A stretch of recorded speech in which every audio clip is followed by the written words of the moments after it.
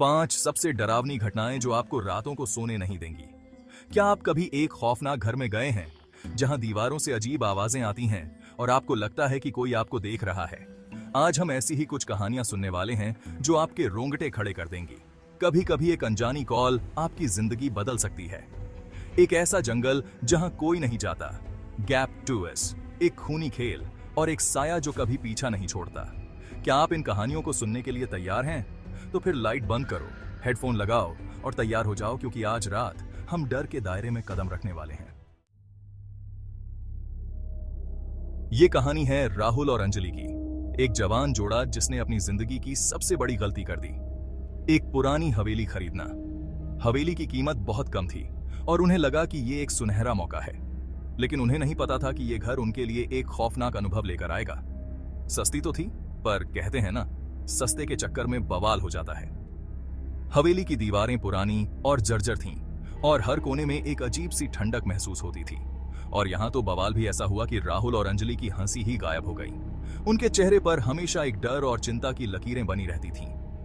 पहली रात ही शुरू हो गया खेल। हवेली में अजीब घटनाएं होने लगीं, जैसे कि कोई अदृश्य शक्ति उनके आसपास घूम रही हो। अजीब आवाजें, जैसे कोई फुसफुसा रहा हो, कोई दरवाजे खटखटा रहा हो। ये आवाजें रात के सन्नाटे को और भी डरावना बना देती थीं। अंजलि ने सोचा, हवा होगी, पुराना घर है। लेकिन ये आवाजें इतनी असामान्य थीं कि उन्हें नजरअंदाज करना मुश्किल था। लेकिन राहुल को कुछ अजीब लगा। उसे लगा कि ये सिर्फ हवा नहीं हो सकती, कुछ और ही था।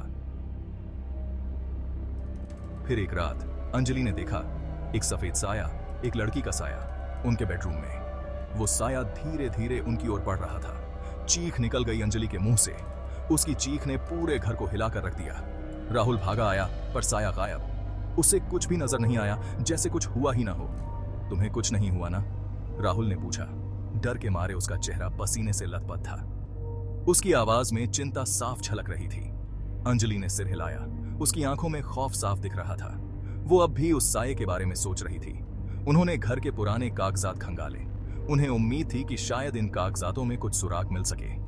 पता चला एक जवान लड़की रीमा की इसी घर में हत्या हुई थी। ये खबर उनके लिए एक बड़ा झटका थी। तब से उसकी आत्मा यहाँ भटक रही थी।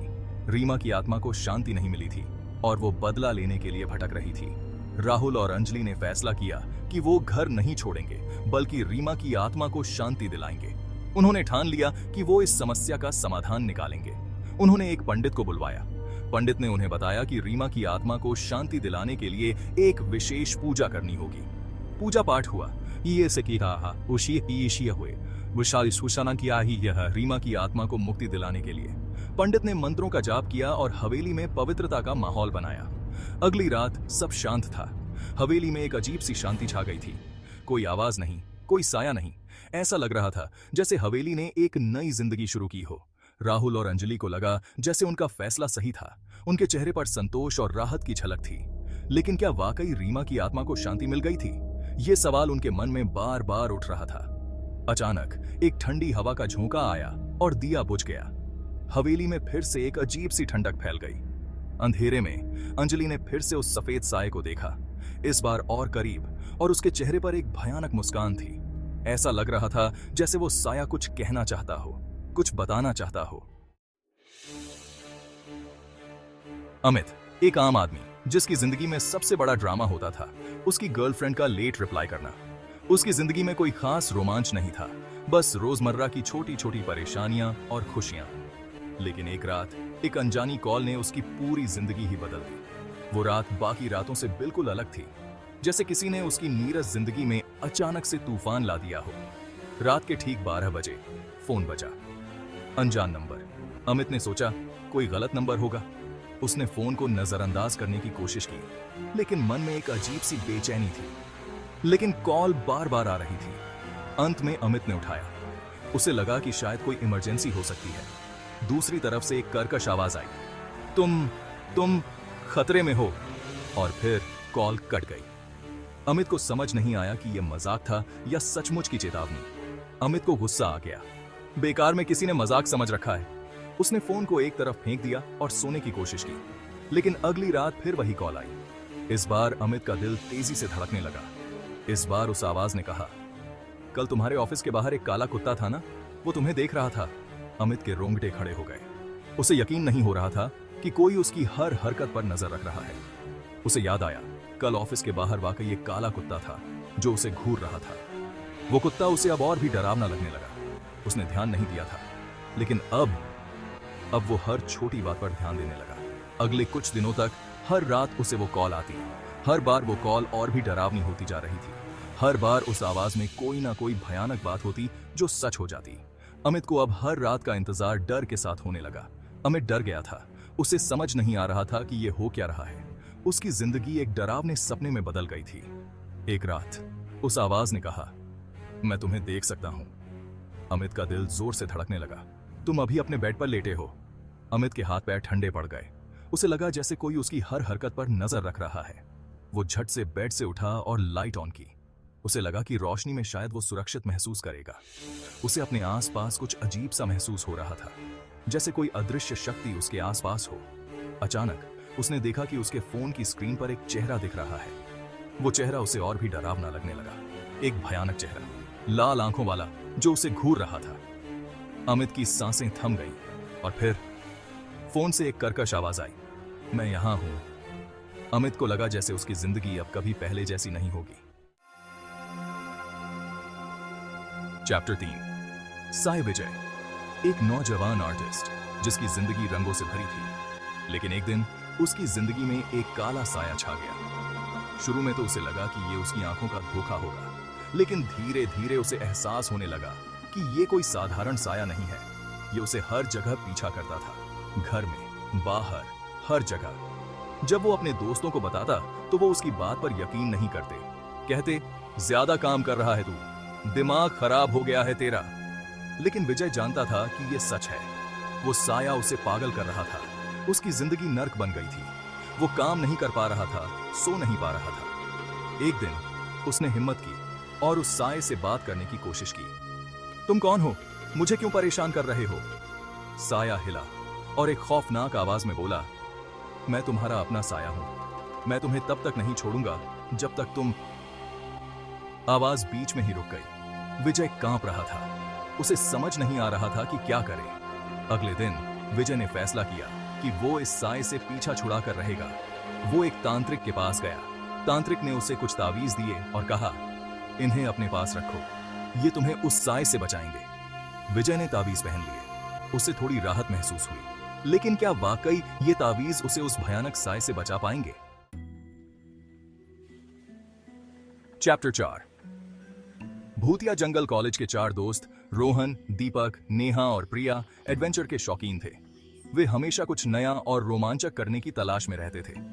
एक दिन उन्होंने सोचा कि क्यों ना एक भूतिया जंगल में कैंपिंग पर जाया जाए। यह उनके लिए एक नया और डरावना अनुभव हो सकता था। कहते हैं ना, जो डर गया समझो मर गया। इस कहावत को ध्यान में रखते हुए उन्होंने अपने डर का सामना करने का फैसला किया। दोस्तों ने सामान पैक किया, अपनी कार में गाने की सीडी डाली और निकल पड़े अपने एडवेंचर पर। वे सभी उत्साहित थे और एक नए अनुभव के लिए तैयार थे। जैसे जैसे वो जंगल के करीब पहुंचते गए, मौसम बदलने लगा। आसमान में बादल घिरने लगे और हवा में ठंडक बढ़ने लगी। तेज हवा चलने लगी और पेड़ भयानक आवाज करने लगे। ऐसा लग रहा था जैसे जंगल खुद उन्हें चेतावनी दे रहा हो। यार, मुझे तो कुछ अजीब सा लग रहा है, नेहा ने कहा। उसकी आवाज थोड़ी कांप रही थी। उसके चेहरे पर चिंता साफ झलक रही थी। अरे पगली, डर मत, ये तो जंगल है, यहाँ ऐसा ही होता है, रोहन ने कहा। हालांकि वो खुद भी अंदर से थोड़ा घबरा रहा था, लेकिन उसने अपने डर को छुपाने की कोशिश की। उन्होंने अपना टेंट लगाया और रात के खाने की तैयारी करने लगे। वे सभी मिलकर खाना बना रहे थे और हंसी मजाक कर रहे थे।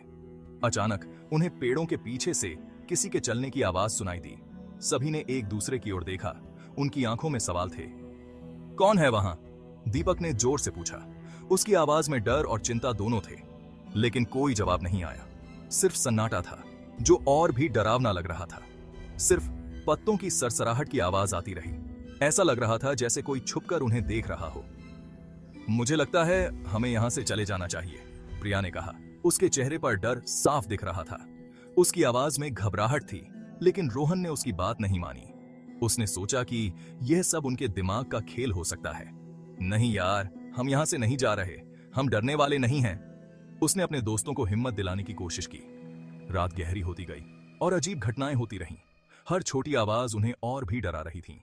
उन्हें अपने टेंट के आसपास परछाइयां दिखाई देतीं, अजीब अजीब आवाजें सुनाई देतीं। ऐसा लग रहा था जैसे कोई उनके बहुत करीब हो। अचानक उनका टेंट जोर से हिला और कोई उसे बाहर से खींचने की कोशिश करने लगा। सभी दोस्त डर के मारे चिल्लाने लगे, बचाओ, कोई तो बचाओ! नेहा चीखी। उसकी चीख ने सभी को और भी डरा दिया। चैप्टर 5, खूनी खेल। ये कहानी है कुछ दोस्तों की जिन्होंने एक खतरनाक खेल खेलने का फैसला किया।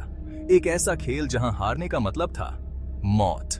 ये सब शुरू हुआ एक पार्टी में, जहां दोस्तों ने बोरियत मिटाने के लिए स्पिरिट ऑफ द बोर्ड नाम का एक गेम खेलने का फैसला किया। कहते हैं इस गेम के जरिए आत्माओं से बात की जा सकती है। शुरू में तो सब मजाक कर रहे थे, लेकिन जैसे जैसे गेम आगे बढ़ता गया, माहौल भयानक होता गया। उन्होंने कुछ सवाल पूछे और बोर्ड पर रखे ग्लास ने हैरान कर देने वाले जवाब दिए। क्या यहाँ कोई है? एक दोस्त ने पूछा। ग्लास धीरे धीरे हिला और हां पर जाकर रुक गया। सब एक दूसरे को देखने लगे। डर और उत्सुकता का एक अजीब सा मिश्रण उनके चेहरों पर था। क्या तुम हमें नुकसान पहुंचाओगे? दूसरे दोस्त ने पूछा। इस बार ग्लास ने नहीं पर जाकर रुकने से पहले थोड़ी देर के लिए हां पर भी रुका। सब चौंक गए। क्या इसका मतलब था कि वो आत्मा उन्हें नुकसान पहुंचा सकती थी? गेम आगे बढ़ता गया और सवाल और जवाब और ज्यादा खतरनाक होते गए। उन्होंने महसूस किया कि उन्होंने एक गलती कर दी है। वो आत्मा खतरनाक थी और वो उनके साथ खेल रही थी। ओत्रो, क्या आप इन कहानियों से बच सकते हैं? तो दोस्तों, ये थीं 5 सबसे डरावनी घटनाएं। क्या आप इन कहानियों को सुनकर अभी भी अकेले सो सकते हैं? मुझे तो डर लग रहा है। अगर आपको ये वीडियो पसंद आया हो तो इसे लाइक करें, शेयर करें और चैनल को सब्सक्राइब करना ना भूलें। और हाँ, अगर आपके साथ भी कभी ऐसी कोई डरावनी घटना घटी हो तो हमें कमेंट में जरूर बताएं। हम इंतजार करेंगे आपकी डरावनी कहानियों का।